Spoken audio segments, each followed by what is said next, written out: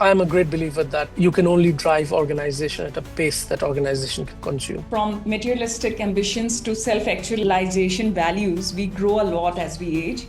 To me, empowerment isn't granted by a role, it's earned through discipline, trust, and accountability that sits with you. Leadership is not a straight path. There are ups and downs, there are thought processes, the mindset. Life is too short. We have limited time. So therefore, it has to be impactful. How do you personally define success today? I think it was amazing. Your questions were absolutely fantastic. I really enjoyed having this conversation.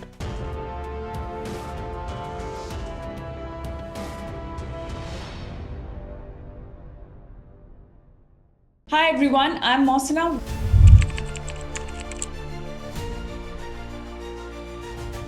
Welcome back to Self-Discovery Podcast, a space where we uncover the mindset, beliefs, and inner evolution of leaders who are redefining what true leadership looks like from the inside out. Today we have Dr. Sumit Mitra, who is a distinguished global CXO, board member, and enterprise transformer leader with over 2 decades of experience architecting and scaling world-class global business services, GBS, and operating models for FTSE top 10 organizations. He currently serves as the Chief Executive Officer of Tesco Business Solutions and CEO of Tesco India, where he leads multi-country operations supporting Tesco's retail, wholesale, banking, and mobiles businesses. Renowned for his ability to drive large-scale turnarounds and digital transformation, Dr. Mitra previously spent over 16 years at British Telecom, where he conceptualized and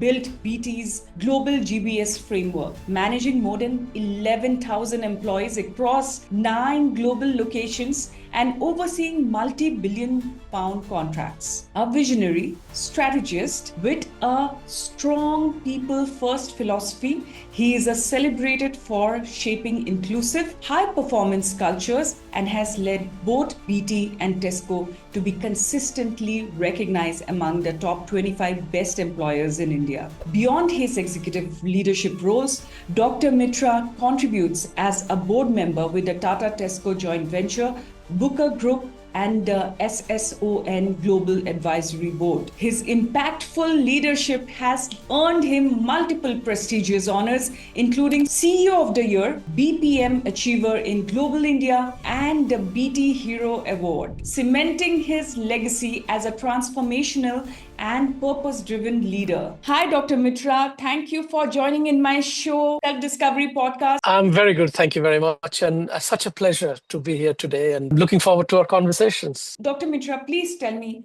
that what actually drove you to where you are today? What are the mindset and the leadership values that you had growing up that shaped your journey where you are today? Let me start with sort of a little bit of my background. So I was brought up in Calcutta and sort of 16, 17, I left Calcutta to travel to UK, where I did my end of my school and then went to university there. Would you believe that I started in medical sciences to be a doctor? And as I was doing that, I very quickly realized that my calling is elsewhere. So I completed my course and then decided to kind of do my MBA and go into the corporate world. From the childhood, I realized that whether it's sports, whether it's in school, I was somehow leading things from the back, whether it's sports activity, whether it's captaining my school cricket team, or whether it was captaining my club team in the UK. I enjoy connecting with people. I enjoy leading successful teams.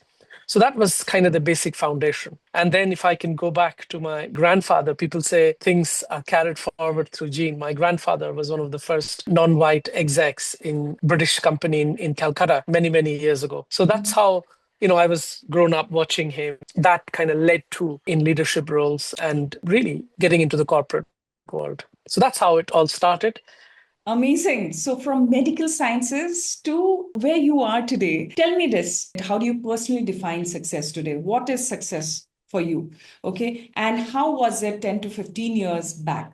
It was very interesting. Sort of 15, 20 years ago, it was all about titles, growth, personal visibility, and really driving because I have a lot of passion. And how do you bring that passion in the forefront? How do you become visible? And sometimes it's at the cost of time, energy, and also your own reflection time. You are sort of running to a destination Mhm. and you don't know what that destination is. Today, I'm a lot calmer. It's about creating value, understanding your purpose in life. I mean, it took Mhm. me 40 years to understand what your purpose in life. When you're young, you think building a house is your purpose in life. Having a True. nice car is purpose. Being a vice president in an organization is a purpose. Sitting on the board is a purpose. But That's then I true. realized these are immaterial. So then I figured out at the age of 40 that purpose is something different. Today, if I look back and think, what is my purpose? My purpose is very simple. Whoever I feel, whoever I touch, whoever I work with, whoever I spend time with, can I make their life 0.00001% better? Mhm. It's about growing and developing leaders who will outgrow me but still having that space to think, to add value, show up fully, whether I'm in sports or spending time with my family or focusing on my own physical and mental health and well-being. So it's a more all-encompassing leadership style that's evolved too. So, from materialistic ambitions to self actualization values, we grow a lot as we age. That's absolutely rightly said.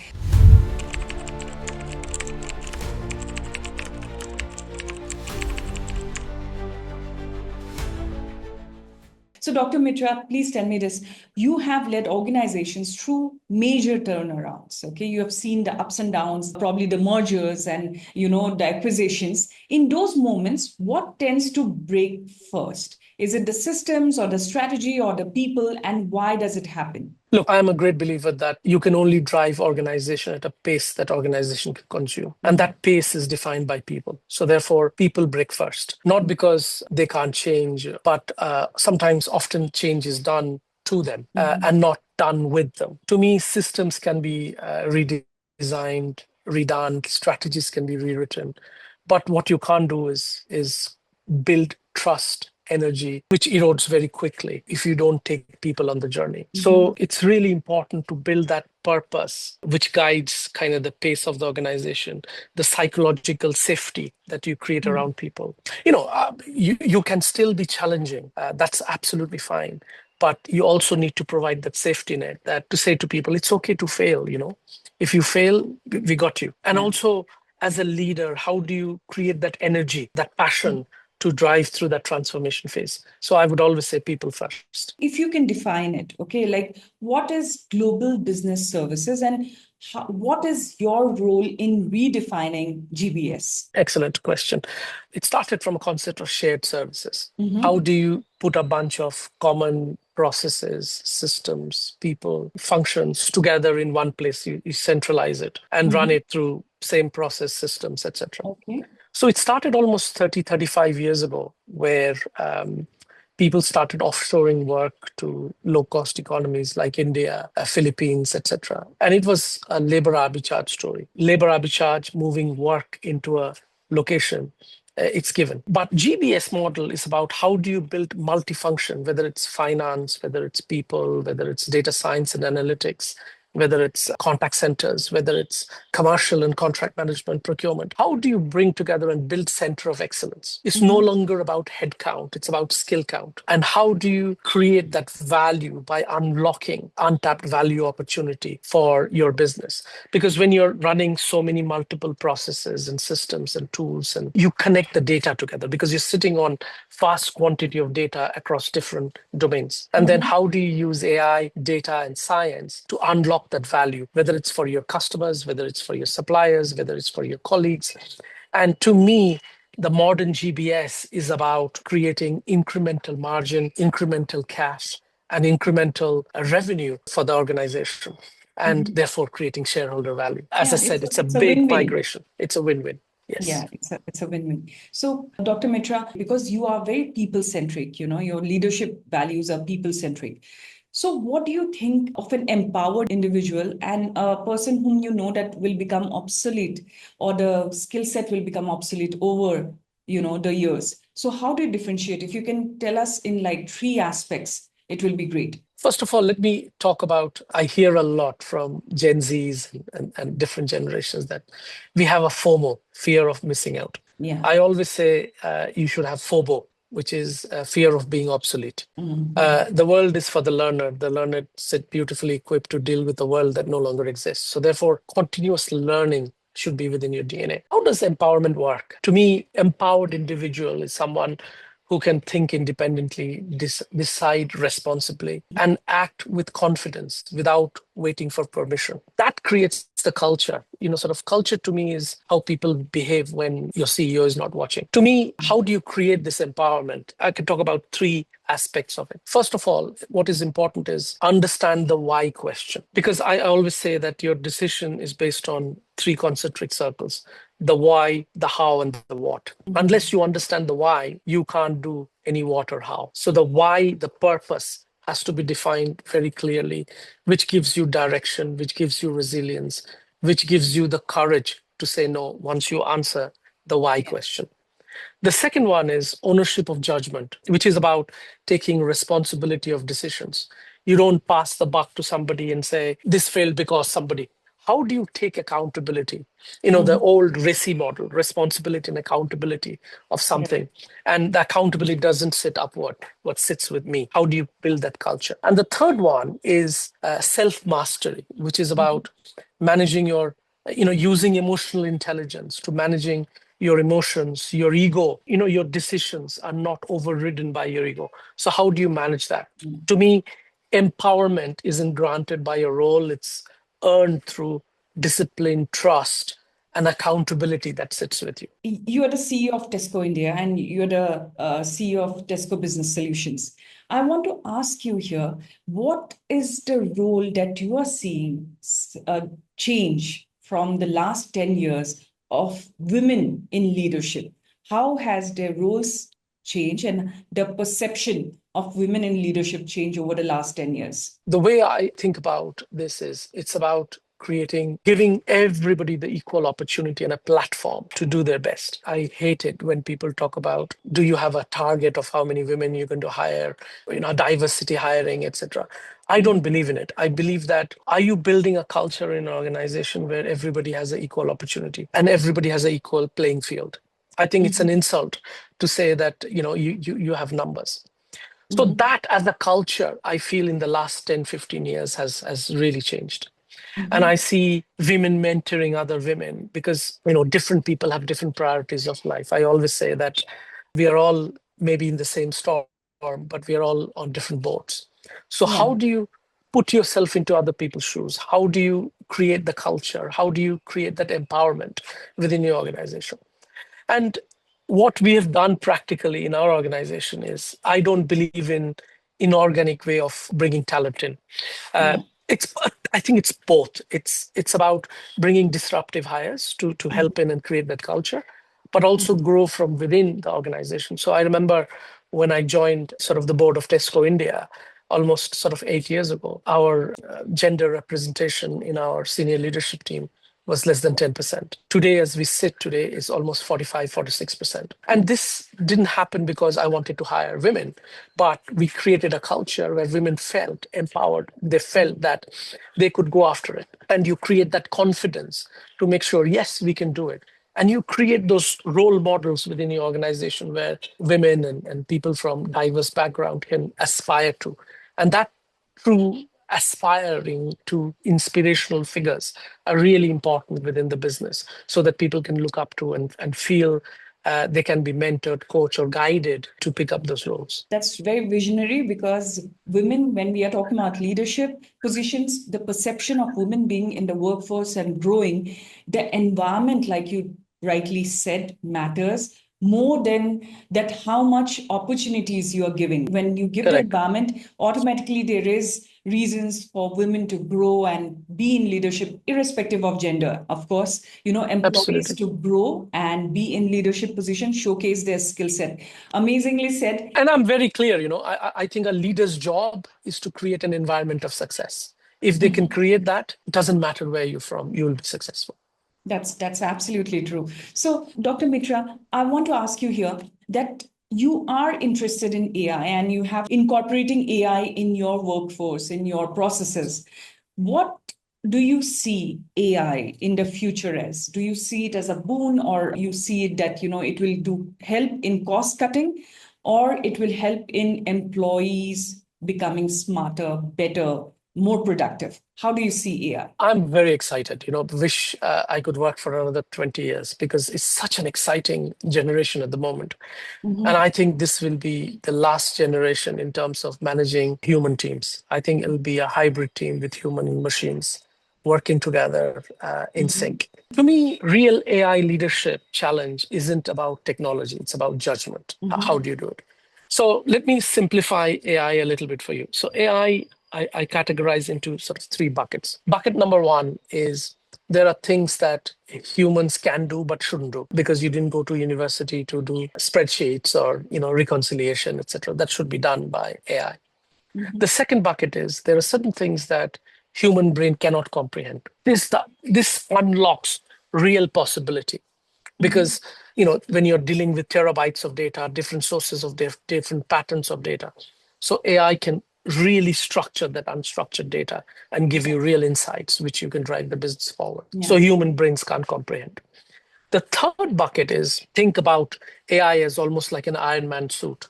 You are putting that suit on, you're working with that technology to make yourself better. So these are the kind of three buckets. And if you think from a leadership, is that for a CEO, the hardest part of deciding is what must never be automated, which is values, accountability, ethical trade-offs, human consequences. AI actually scales decision faster than organizations can even reflect. So therefore, what is really important is think about that we don't outsource our responsibility and we wait on a machine to deliver certain outcomes on our responsibility. Whilst AI can scale, but human must be in the loop. So to me, AI really amplifies leadership quality, good or bad, but at AI machine speed. So therefore, I'm not asking it to slow down, but how do you put human in the loop to make sure the decision has the right values, accountability, and ethical trade-offs? Absolutely well explained and very simplified for every one of us to understand. Sumit Mitra, I want to ask you here that what defines you? Because you have had 2+ decades of experience that you're carrying with you, and you also are someone who is in leadership position, and you've gone from one leadership position to the other. So if I say that leadership is not a straight path, there are ups and downs, there are thought processes, the mindset don't remain the same all the time. What are the three aspects of you as a human being that keeps you going no matter what kind of a phase you are in your life? Great question. If I reflect, I would say sort of number one is around the impact you leave behind, your legacy. I mean, look, CEOs come and go. A time will come when I will retire and organization will say, so me too. But what's important is when you walk down the street and see somebody who you worked for, and they will take a moment to stand with you and to say hello. And they will feel that, yeah, I had a good time with this gentleman. That's important to me. The legacy the human element of legacy that you want to leave behind. Forget the numbers, forget the transformations. It's about the human aspect that you leave behind. That's number one. Number two, as a leader, what drives me is my purpose. It's about how do I make somebody's life 0.0001% better? And the day I will feel that I can't do that anymore, the day I will move on. So that's important. Very, very, it's drilled in my DNA. And that's what I want to kind of leave behind. And the third thing is whatever I do, I want to do it well. Mediocrity is not an option for me, and neither is perfection. So I aim for excellence. So if I keep doing and thriving for excellence, the outcome will take care of itself. So therefore, as long as I have the right tools, technique, the right team, the right infrastructure to drive excellence. Because as I said to you before, it's about leaders who create an environment of success. So as long as my organization creates that environment of success for me to thrive, that's important to me. And that's what this is all about. Life is too short. We have limited time. So therefore, it has to be impactful to human lives, impactful to the society, impactful to the planet. How do you bring all those three together and build it as a part of your DNA? That's what leadership is for me. Amazing, amazing conversation. Before we end, I want to ask you one last question. What is one constant ritual that you do to keep your energy in place, your balance in place, and your thoughts in place, if I may ask you? Constant ritual, which gives you that peace. I mean, for me, I call it my time or me time. It's really important. In your busy life, you have your work, your children, I'm sitting on multiple boards. So you're like a machine, you're going from one place to another and you switch your different hats on to go into different meetings. Hmm.